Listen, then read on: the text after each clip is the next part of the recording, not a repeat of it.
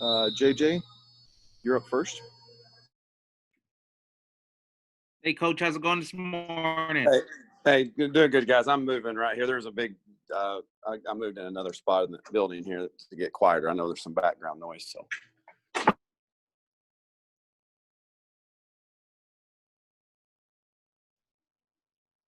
No, nobody's got me. Y'all got me? I got you there. Yeah. Okay, got us. let's roll. Yeah, I'm good. How would you say your team responded this week after, that was a close, narrow loss? What have you seen out of your guys out of practice this week? They've been great. Coach has done a great job with them, and, they continue to give us their, all their attention and effort on a daily basis, and it makes a lot of fun to coach that way. I'm telling you, when you come to work every day and you don't have to question, are your guys listening to you? Are they giving you, are they giving you their very best effort? That's one thing from Jump Street with these guys that's never been in jeopardy. And if they'll keep giving it to us like that, and we keep coaching better, we'll keep getting better. What can you tell us about the quarterback position as far as preparation this week? Coach Traylor was telling us earlier in the week that Frank and Lowell were splitting reps. How have things gone this week? Yeah, that's been a similar way that it's played out. We got, we always try to have multiple guys ready to go. I mean, you can't always even the reps out, as you guys know.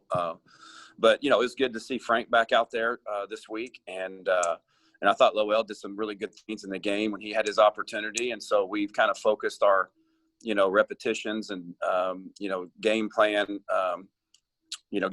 around kind of those two guys this week as we prepare. Hey, Greg, you're up. Barry, if Lowell ends up being the guy, how much different would the offense look from what we got to see last week, or is that just kind of the stuff he's comfortable with? Yeah, I think it'd be very similar to what we've seen in our system. Lowe has played, and really Frank too. Those guys have been in a lot of different schemes over the last several years of their career, and they played a lot of football. And so I think they have a broad net of things that you can, that they can be comfortable with, and play. So that's what we're trying to do from a game plan standpoint, is just to help our guys to learn our offense. We try to evaluate what we've got and how we can build around them, how we can best play around those guys. But Lowell and Frank have similar skill sets. Not just being left-handed is handy. Just having two guys that are left-handed, to where one's not left, one's right, it creates a unique set of challenges. But I would say overall, they both can handle a very similar type game plan. And so I think that's a good thing moving forward into this week. Jeff was telling us this week that the first 4 weeks of the season are kind of like a training camp that you guys didn't get to have, since fall camp was kind of like spring. Do you feel like as you've gone through it, you've got to learn how the pieces fit and kind of start to get a better? Absolutely, I would agree with that, Greg. I think that's true. We certainly have tried and fought, scratched and clawed to try to win every one of those games, and have not had a training camp approach as we've gone. But like Coach is alluding to, we knew that these first 4 weeks would kind of take the place of spring ball and fall camp to a degree, to help you get to understand your guys better. And so after a month of playing and practicing, 6 weeks, I guess, of practicing, but after a month of playing, I think you really get a good feel of who we are, and, what our strengths are and what our weaknesses are. And so, we've got to take that as an offense and as a staff offensively, and really tighten up the loose parts that we've had at moments during games. And if we can do that, we'll be headed in the right direction offensively. What was the biggest thing you learned during these 4 weeks? Maybe something you've been able to tweak or change, a guy at a new position, or really anything that jumps out that you've done as a result? Sure. I think it's probably been, I don't know if there's anything in particular that's jumped out, Greg, but just learning how our guys learning how our guys practice, learning, how to communicate with them, how to play just kind of to their strengths, how to practice, all those things that I think we're starting to get some real clarity on that.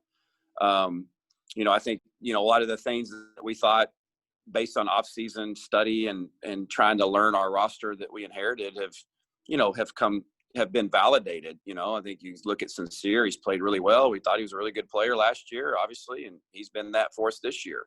And I could go on and on about other examples of that. I think the most pleasant surprise that we've had some guys that, have gotten more consistent and contributed in a really strong way. And that's been really positive. Josh Cephas is one that sticks out to me, who I'm not exactly sure how much he played last year. I know he played some, but has really stepped up into a leadership role for us in the way he practices and plans. And so there's been some surprises, in a good way across the board at numerous positions. And we just got to continue to grow.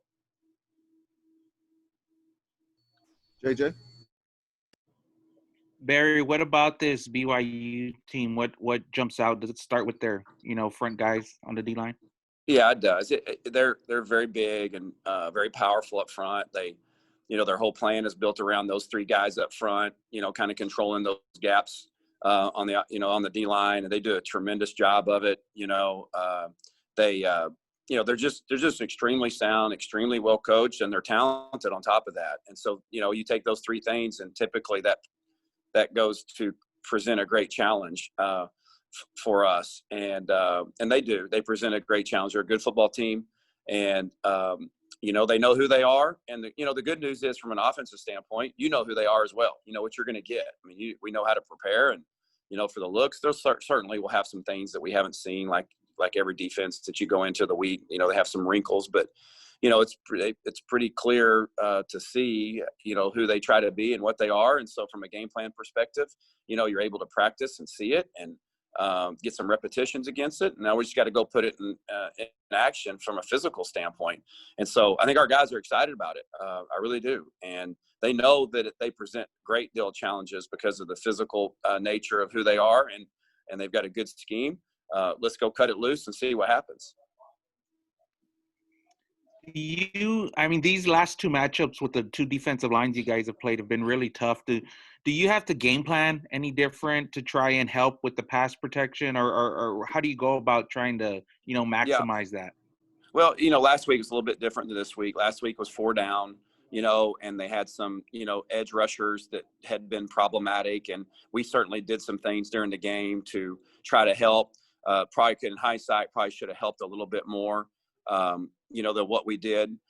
This week's a little bit different because these guys are more power driven. I'm not saying they don't rush the passer well, because they do, but you're talking about 300-pound guys, across the board that are there to gap control, big, heavy guys, and they may not all be 300, but big, thick guys that are there for gap control, spill the ball out wide, and then have everybody on the second level rally up and make the tackle. And so from a pass protection standpoint, really this week it's more about, picking up the blitzes, winning obviously your one-on-one matchup, but the way they play, it does present opportunity to double team guys up front in their pass rush. And so the great challenge they present in the passing game is the number of guys they drop on the second level. They have a lot of 5 guys across the board on the second level, and it's hard to throw the ball quick and short.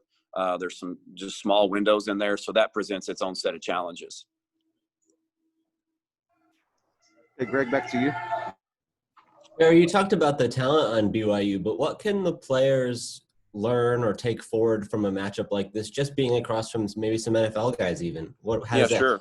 Yeah, I think that always gets guys' attention, when you play against obviously a ranked team. I think I heard Coach say, and Kyle, you guys would all know better than I do, I think it's just a handful of times that this program in its 10th year that is this 11th year or 10th year? I can't remember. One of those years that it's only been a handful of times that we played a ranked opponent. And so it certainly happened before, but it hadn't happened a lot. So, and they've gotten a lot of exposure that's merited early in the part of the year. They've been on TV a lot, and it creates an opportunity to play a national brand, a ranked team that's really good, that's got talent, it's got NFL players on it.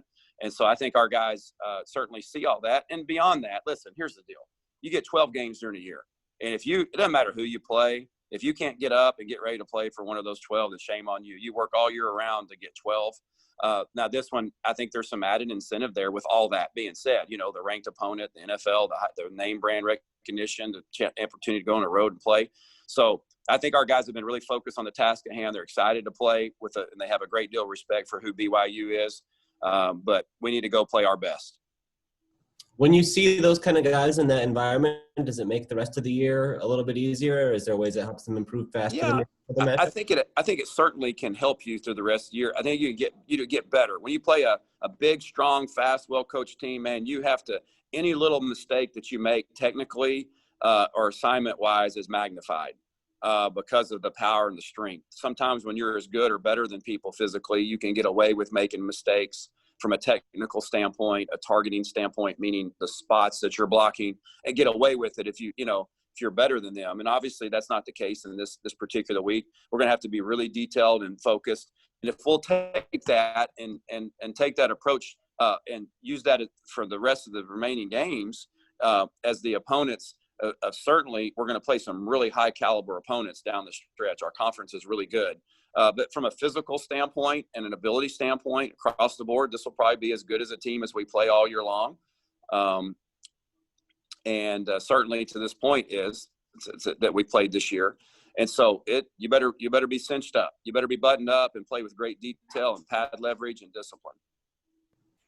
We've seen kind of some shuffling along the offensive line through the first few weeks. How close are you to finding the best group or the one you want to settle on for the rest of the year? We about got it, I think, Greg. I think we do. I think it kind of showed itself during the game and in practice over the week. But one thing that's been really positive is we've really got a chance to develop some depth, and we've played a lot of different guys up front. We'll continue to do that, but I think we've about settled on. Never is it concrete, but for this week we've settled on kind of how we're going to start the game. If you ever just lock that key and throw it away, man, then the guys that are the second guy, they don't practice with the same intensity, or if the opportunity to beat a guy out's not there, then it's those guys that get motivated, and that's how we play. We want to settle on our guys for the game plan for the week, and then let the week play itself out and the game play itself out. And I think we've got enough depth there that you could see different lineups through the week, but it is important for us to get some continuity there and get settled, and we feel like we've gotten that done. How would you evaluate what you got out of the right tackle spot against UAB with Josh Otis starting and then Mekhi Hart coming in? Well, we were really pleased with Mekhi, and he's come off an injury and set him back a little bit, and he's a very intelligent football player. He's very gifted physically.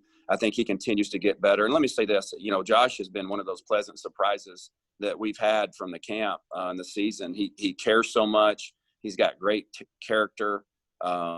He's a great teammate, and he's really played some good football snaps for us this year.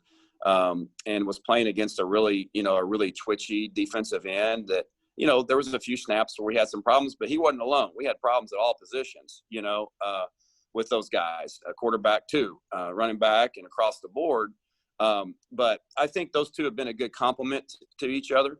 And we've just been really pleased with the way Mekhi has continued to progress and also been pleased with what Josh has been able to provide for us.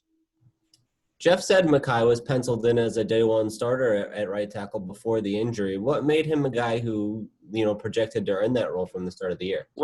Well, I think we just got to know him pretty well in the recruiting process and saw his tape and his ability. And, Matt and Jeff and I and a lot of our coaches on our staff have been a lot of places over the years and seen a lot, you've seen what good offensive linemen look like. And, you recognize it pretty quickly with him on his film, and then see him in person and getting to know him, that you felt like he had the intelligence and the character and the desire to be good, that he could come in and right away and contribute.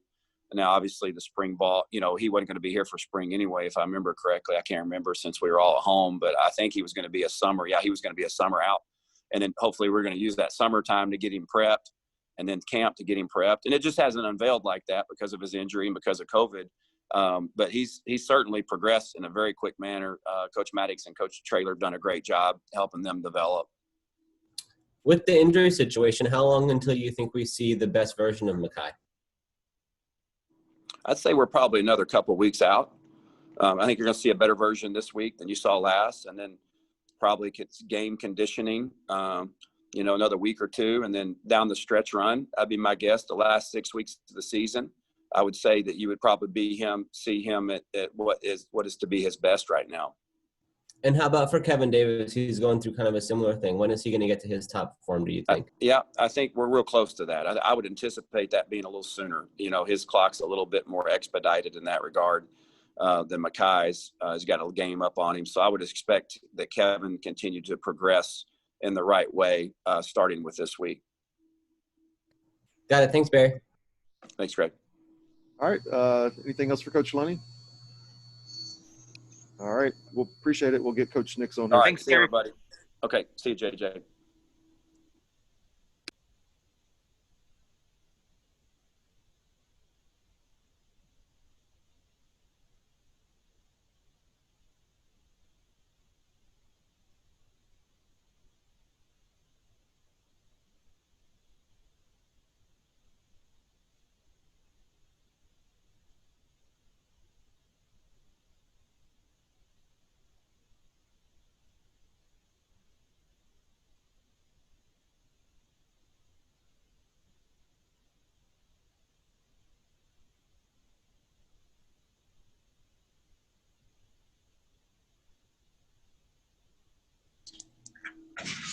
What's up?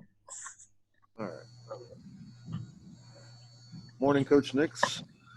Morning, guys. Let me see if I can get some faces on here. Okay. Oh. Yes, sir. All right. How you guys doing? You ready? You ready, Coach? Yes, sir. Yes, sir. We'll get going with Coach Nix. JJ, you're up first. Hey, Coach, how's it going? Good, JJ. How you doing, partner? I like them Braves. Not- We up 2-0. Yeah. 2-0 right now. Today's the day. Yeah, Who do we appreciate want to that. play? Who do we want to play next round if we had our choice? Well, I think it's going to be the Dodgers. I don't know if we have a choice. I Yeah, think it'd be the right. Padres if we had a choice, but I the got Dodgers are really good. Dodgers is the team to beat. I wanted Got to you. ask you. You guys played pretty tough this past week at UAB. It was a narrow loss for the guys. How did they respond in practice this week? Oh, they've been upbeat. They understand it's more than wins and losses. Obviously, we would try to win every week we go out, but the culture, the triangle of toughness, it starts week in and week out, and we started this week with being selfless and understanding that selfless is not thinking less of yourself, but it's just thinking, a little bit less of yourself in the process. And we just put ourselves in the shoes of any other team across the country. And a lot of teams wish they were 3-1 at this point. And we wanted to take advantage of it, take the things that we lost from the game, learn how to improve on them, and try to be better our next time out. You feel like overall the defense is improving week to week?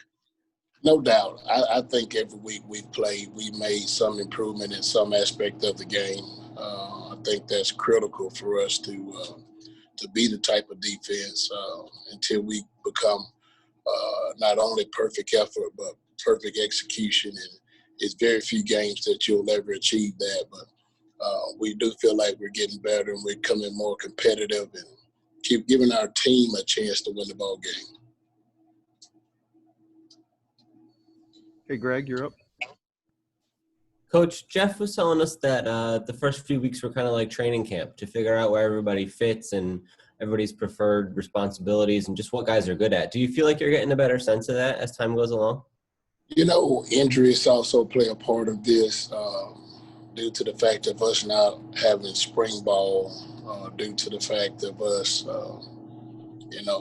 not having the guys do the early part of summer. It was some trial and error. When we started camp, most teams, if they have a continuing staff or continuing players, they know what to expect and they know a little bit more about their players. I think every week we find out a little bit more. I think our kids continue to develop. I think like Tyreek, he's a guy that's really improved from game 1 to game 4 right now, and I can't be tickled enough about the improvement he's making. And it goes for several guys. It goes for Rashad Wisdom, him going from nickel position to safety and seeing him kind of creating some ownership of the back end back there. So several guys that we see stepping up and learning their role in our defense. I'm thinking especially in the front seven, are there any guys who you've sort of learned fit in a different position than you thought, or any way the roles have kind of shuffled as you've had some time to see them in game action now? The first guy that comes to mind for me is Clarence Hicks. He was one of the first moves we made from him playing inside linebacker to outside and allowing him to use his skill set in other ways. I think the development with him and Zach Brown and him learning our scheme was critical. The other guys in our front seven was our defensive linemen. You know, a guy like Lorenzo Dantzler's playing more inside now. He started out outside. And, you know, I could go on and on. Kevin Nelson from playing the nose position, the 4-eye, and a guy like Country, who we naturally expected him to be a dominant nose, but he also could play the 4-eye. So we're trying to create as much versatility up front to create more depth. And those guys have done a great job with Coach Rod.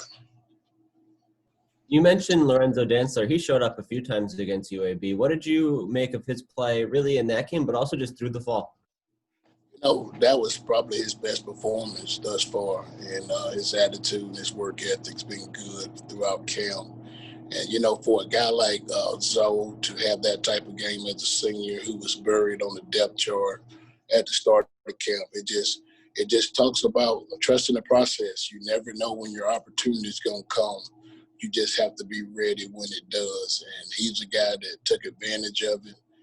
He continued to learn throughout the process. And, you know, I'm happy for Zoe. I hope he continues to get better throughout this season.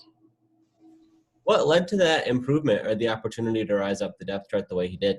You know, injuries, you know, in that front seven, that's probably the most difficult other than recruiting those type of guys is keeping them all healthy. And, you know, Peter Gray being down and Country not playing and, you know, a couple other guys here and there. And it just, you know, next man up mentality. And, you know, that's what we kind of had to do with Jamal Liggins. You know, he was a true freshman that we wasn't planning on starting this early in his career, but an injury took place and he has taken advantage of it. So injuries usually play a part, you know, and then sometimes guys just outworking the other guy a little bit more. But ultimately, I'm just blessed to see that the job Coach Rod has to have some versatility in the group of guys we have. It was interesting talking to Lorenzo, and he said he spent some time working at linebacker before he settled back at defensive end here. What was sort of the thought process like on your end of getting him to where he is now and some of the other roles you tried him in? Well, sometimes, you know, players think they're smarter than the coach. So that's where this starts. We had him at defensive end when I got here, and he thought he fit better at outside linebacker. So, you know, the thing about Coach Straley, he's going to give every guy every opportunity to play what their heart desires. And, you know, hopefully that role fits what's best for our team. And Lorenzo was over there with, you know, DQ and Charles Wiley and Solomon Wise, and that line got real long. And at the defensive end position, it was a little bit shorter, added on top of a few injuries. And, you know, he came to us. He said, Coach, can I help out and play some of this defensive end? I feel like I could learn it and be an asset. And we said, sure. You know, wishing that he would have accepted that role from the start. But, you know, it worked out for us in the end. And thus far, he's one of our guys. Hey, JJ. Ty, what about this BYU squad? Does it start with their quarterback? I like to say it does. You know, Zach's one of the probably one of the best quarterbacks in the country. I think if he comes out early, he may be selected in the first round. I can't see many more guys that has the skill set that he has, but you know, he has an outstanding offensive line. Those guys are huge, from 6'8" to 6'7", 6'6". They all 300 plus across the board. The left tackle may be one of the best in the country. And I expect him to be a high draft pick as well. And, you know, with all great quarterbacks, you have some guys out there on the outside that can, you know, knock the top off the coverage. And number 18, Gunny Romy, he's a ball player. He's a deep ball threat. And, you know, I think they're the total package. You know, they got a couple of running backs that's outstanding. So they're the most balanced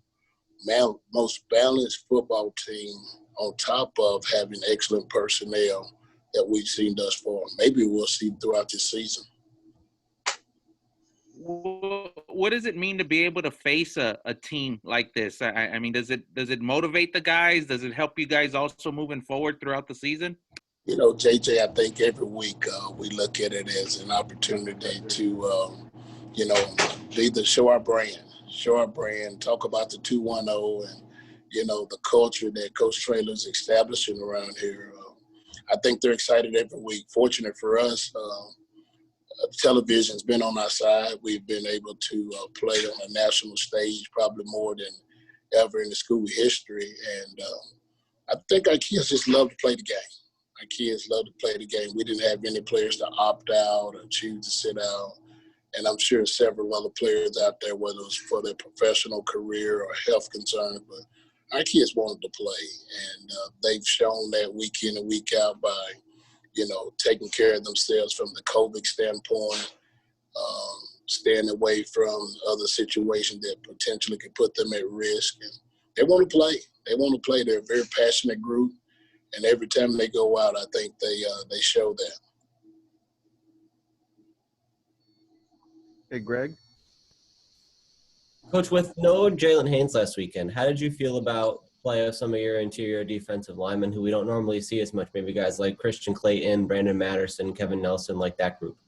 You know, ideally, I felt like our chances of winning would really increase had we had Jalen. But what was best for his health, what was best for him in the long run was to go ahead and have surgery and, you know, try to get a better version of him when he comes back. It made it challenging, but we also challenged the other guys, and we told them we believed in them. And there's no doubt that we do. And the guys that played with perfect effort and gave us a chance to win the game in the end. How does the defense go about filling in for Rashad Wisdom's leadership role in this first half that he's not going to be playing? Well, it's going to be tough. I don't know how you replace a guy like Rashad from a leadership standpoint because he has such outstanding character and leadership qualities about himself. But what we're going to do, we're going to lean on some of the other guys, the Trevor Harmisons of our defense and, you know, the Corey Mayfield. Some of those guys are going to have to step up from a leadership role, and they have. You know, we just expect them to get better and better. And, you know, it's a chance for Kelechi to have more snaps and to prove that he's one of the best guys back there in the back end as well. So it's a tremendous challenge. The guys look forward to it, and they practice well.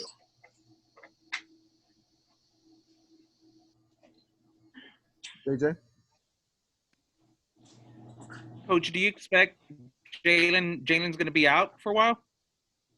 I don't know. I shouldn't even make a comment on that because I don't know the recovery schedule from the training staff. They know a whole lot more about that than I do. I just coach the guys who showed up to practice and get ready to play the